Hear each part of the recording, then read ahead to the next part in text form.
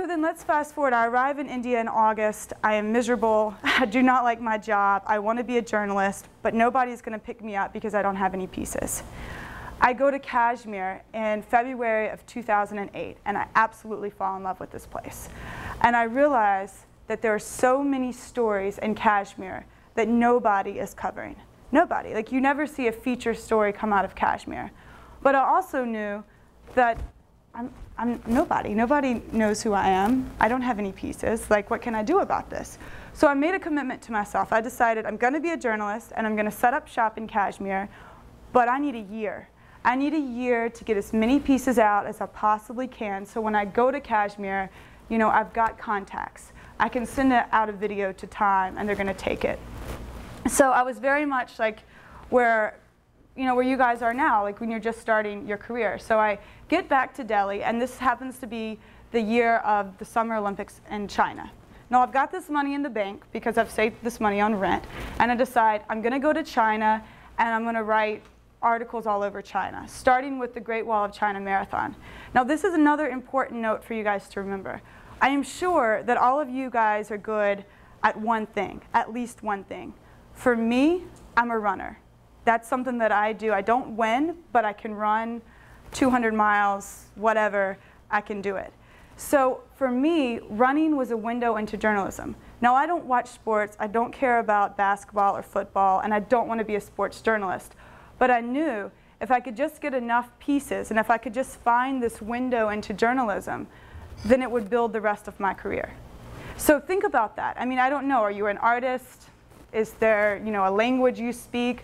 Think about what makes you different than the next person sitting beside you.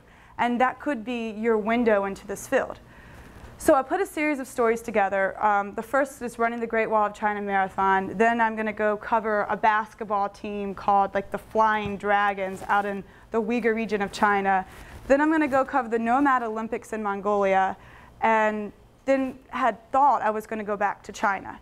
I wrote it on a piece of paper and put it on my wall and said, this is what I'm going to do. So I put a series of pitches together, and pitching is a craft. It is a craft, and it is so painful.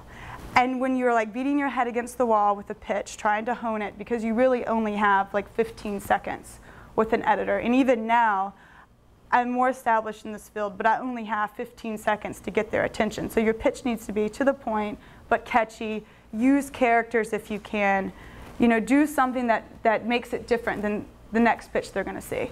So anyways, I send a series of pitches out to my hometown newspaper, the Charlotte Observer, any newspaper I can think of.